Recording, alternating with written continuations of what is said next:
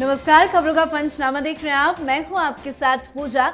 हम लेकर आए हैं देश और दुनिया की 5 बड़ी खबरें, जिस पे चर्चा के लिए मेरे साथ स्टूडियो में मौजूद हैं कैपिटल टीवी के editor in chief doctor Manish Kumar. Doctor साहब, बहुत बहुत स्वागत है आपका। धन्यवाद। सबसे पहले नजर हेडलाइंस पर। नीदरलैंड पहुंचे पीएम मोदी, प्रवासी भारतीयों ने किया जोरदार स्वागत। पीएम मोदी बोले, इतना प्यार देखकर भूल गया कि मैं नीदरलैंड में हूं।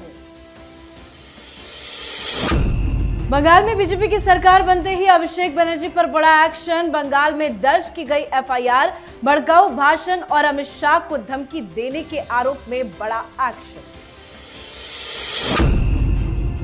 हाईकोर्ट के फैसले के बाद भोजशाला में पूजा पाठ शुरू। भारी संख्या में पूजा करने पहुंचे श्रद्धालु।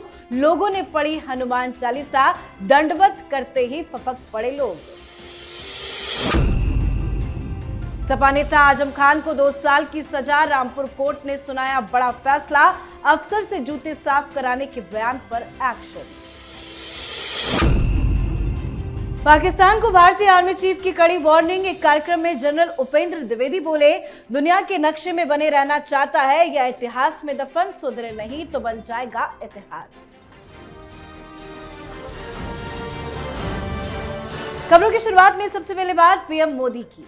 प्रधानमंत्री नरेंद्र मोदी 5 देशों के दौरे पर है। यूएई के बाद वो नीदरलैंड पहुंच गए, जहां पीएम मोदी का भव्य स्वागत हुआ। नीदरलैंड के हेग में पीएम मोदी ने भारतीय समुदायों को संबोधित भी किया।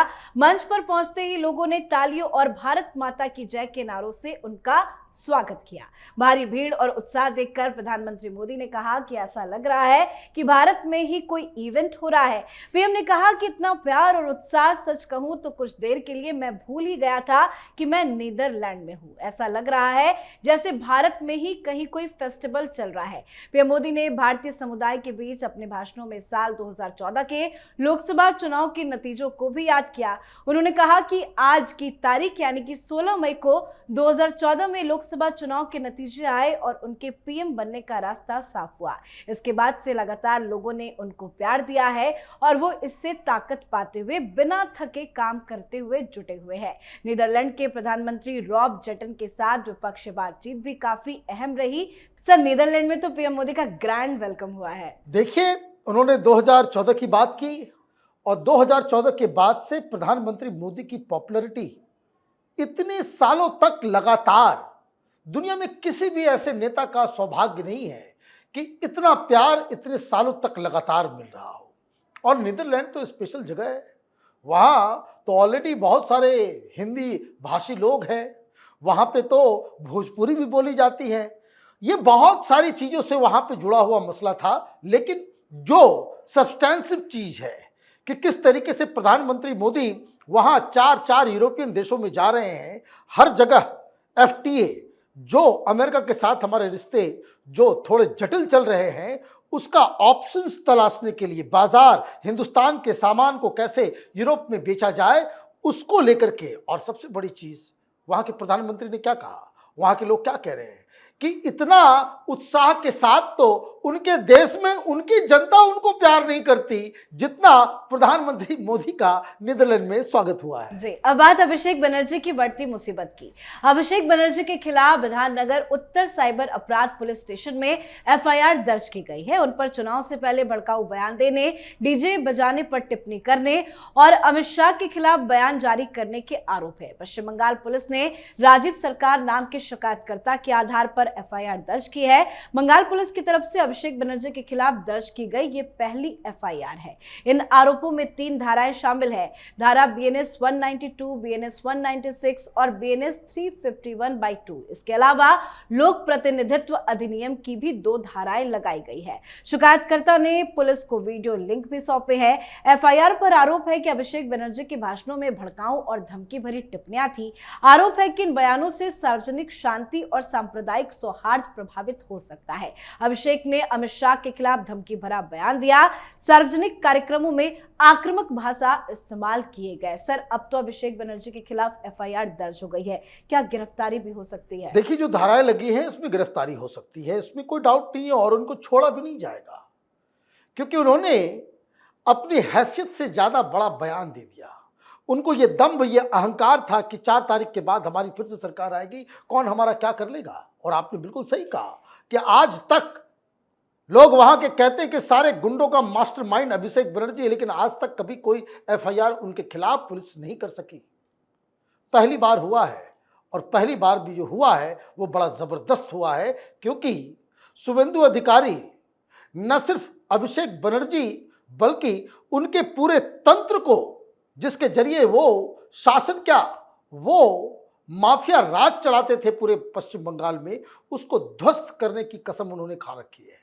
आपने मोदी और अमित शाह को छेड़ा तो कोई भी भारतीय जनता पार्टी का मुख्यमंत्री आपको तो फिर छोड़ नहीं सकता, ये उनका दायित्व बन जाता है। और इसलिए ऐसा लग रहा है इसी केस में 1-2 दिन के अंदर उनको पूछताछ के लिए बुलाया जाएगा और उनकी गिरफ्तारी भी होगी। जी, चलिए बढ़ते हैं आगे। मध्य प्रदेश हाईकोर्ट ने धार जिले के गौशाला विवाद पर फैसला सुनाते हुए कहा कि ये जगह धार्मिक रूप से हिंदू मान्यताओं में ज्ञान की देवी माने जाने वाली मां सरस्वती यानी कि वाग देवी का मंदिर है। हाईकोर्ट के फैसले के बाद आज पूजा अर्चना भी शुरू हो गई और परिसर में श्रद्धालुओं की आज भारी भीड़ देखी गई।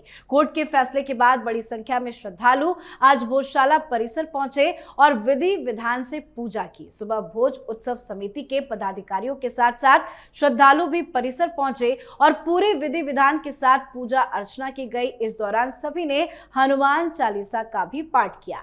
दर्शन के बाद श्रद्धालुओं ने भावुक होते हुए कहा कि सालों बाद उन्हें बिना रोक टोक पूजा करने का अवसर मिला है। सर, आज भारी संख्या में श्रद्धालु पहुंचे, बेहद खूबसूरत तस्वीर आई है, पर इस पर कुछ लोग विघ्न डालने की कोशिश भी कर रहे हैं। देखिए, आप विघ्न डालते रहिए, लेकिन जो सच है उसकी एक आदत होती है, वो आप कितनी भी छुपाइए वो वापस वो लौट के आपके आंख के सामने खड़ा होता ही है। ये कोई मस्जिद नहीं थी, ये परमार वंश के जमाने में बनाया गया एक ज्ञान का स्थल था, वहां सरस्वती मंदिर। और अब लगातार जो इस चीज को किया गया, 1992 के अंदर जो कांग्रेस पार्टी ने एक ड्रैकोनियन कानून लगा दिया हिंदुओं के खिलाफ कि राम मंदिर के मसले के बाद जितने भी इस तरह के केसेस हैं जहां मुस्लिम आतताइयों ने हमारे मंदिरों को तोड़ के मस्जिद बना दिया, उसका स्टेटस वैसा ही रहेगा। लेकिन कानूनी लड़ाई हिंदू समाज लड़ा और ये बहुत बड़ी जीत है। अब ये लोग सुप्रीम कोर्ट जाएंगे, सुप्रीम कोर्ट में क्या होगा उसका इंतजार करना पड़ेगा। लेकिन एक बात तो सही है कि हिंदुओं की भावना जो आज वहां देखने को मिली, लोग वहां पूजा अर्चना करने के बाद कैमरे के सामने जिस तरीके से फपक फपक के रो रहे थे, वो बताता है कि किस तरीके से हिंदू देश के अंदर हिंदुओं के साथ लगातार दमन होता रहा। जी, अब बात आजम खान की। आजम खान को 2019 लोकसभा चुनाव के दौरान दिए गए विवादित बयान के मामले में अदालत से बड़ा झटका लगा है। रामपुर की एमपी एमएलए कोर्ट ने डीएम के खिलाफ आपत्तिजनक टिप्पणी करने के मामले में आजम खान को दोषी करार दिया। आजम खान को 2 वर्ष के कारावास की सजा सुनाई गई है, साथ ही जुर्माना भी लगाया गया है। दरअसल 2019 के लोकसभा चुनाव प्रचार के दौरान आजम खान ने एक रैली में सरकारी अधिकारियों के बारे में आपत्तिजनक टिप्पणी की थी। उनके इस बयान का वीडियो सोशल मीडिया पर तेजी से वायरल हुआ था।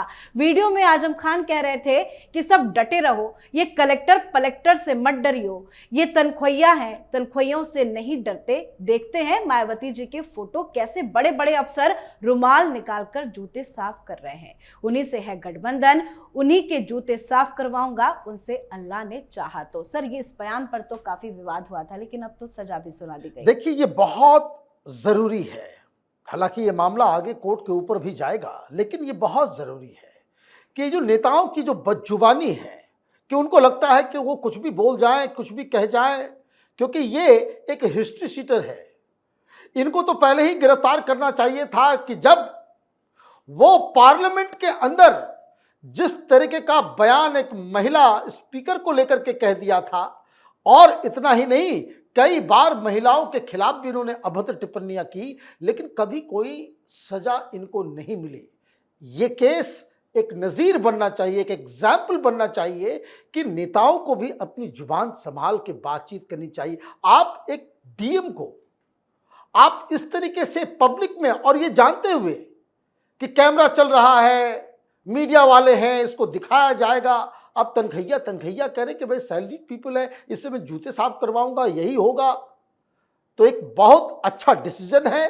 और इस डिसीजन के साथ ही जो राजनीति के क्षेत्र में जो नेता हैं उनको समझ में आना चाहिए कि आप जब भी सार्वजनिक तौर पे कोई बयान देते हैं, इस तरह के बयानों से आप थोड़ा पर्दा कीजिए। जी, अब बात आज की आखिरी खबर की। भारत के सेना प्रमुख जनरल उपेंद्र द्विवेदी ने पाकिस्तान को आतंकवाद को लेकर एक बार फिर से कड़ी चेतावनी दे डाली है। सेना संवाद कार्यक्रम में उन्होंने क्लियर कट जवाब देते हुए कहा कि अगर पाकिस्तान आतंकवादियों को पनाह देना और भारत के खिलाफ गतिविधियां जारी रखता है तो उसे तय करना होगा कि वो भूगोल और इतिहास का हिस्सा बने रहना चाहता है या नहीं। जनरल द्विवेदी की यह टिप्पणी पाकिस्तान के लिए सीधी सीधी चेतावनी है। चेतावनी सीधा पाकिस्तान के लिए खलबली क्यों मच गई है? देखिए, खलबली इसलिए मची हुई है, पाकिस्तान से भी रिएक्शन आ रहे कि ये अचानक से क्यों हुआ, अचानक से नहीं दिया गया। एक सप्ताह पहले एक बाकायदा रिपोर्ट जो वहां से आई कि किस तरीके से वो जो ऑपरेशन सिंदूर के दौरान हिंदुस्तान के जाबाज उन लोगों ने टेरर कैंप्स को जो तोड़े थे, पाकिस्तान फिर से उसको खड़ा कर रहा है। बताया जा रहा है कि 200 आतंकवादियों को फिर से वो ट्रेन कर रहा है। सारी तस्वीरें भी आ गई।